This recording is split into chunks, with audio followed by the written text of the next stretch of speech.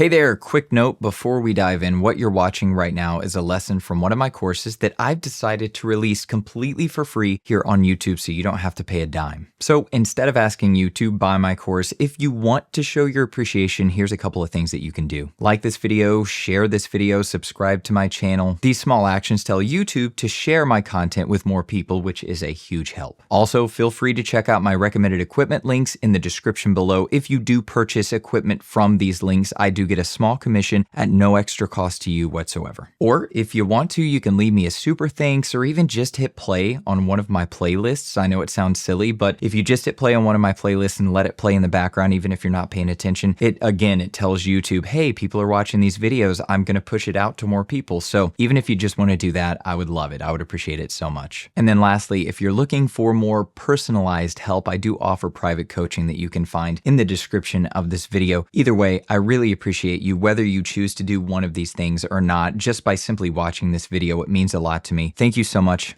Now, let's get to the lesson. Okay, so before we can begin to understand a compressor, we first need to understand what it is.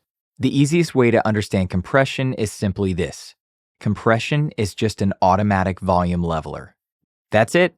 It's just maintaining a consistent volume throughout your recording. It turns the loudest parts of your recording down, and it turns the quietest parts of your recording up.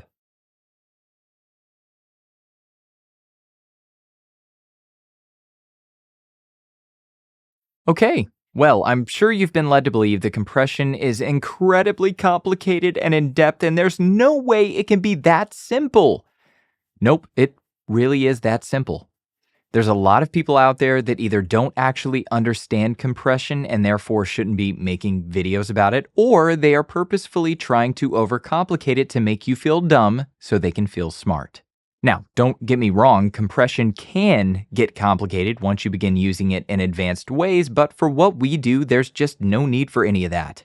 So now that we know what compression is and what it does, let's break down the parameters of a compressor so we can begin using it and shaping our audio.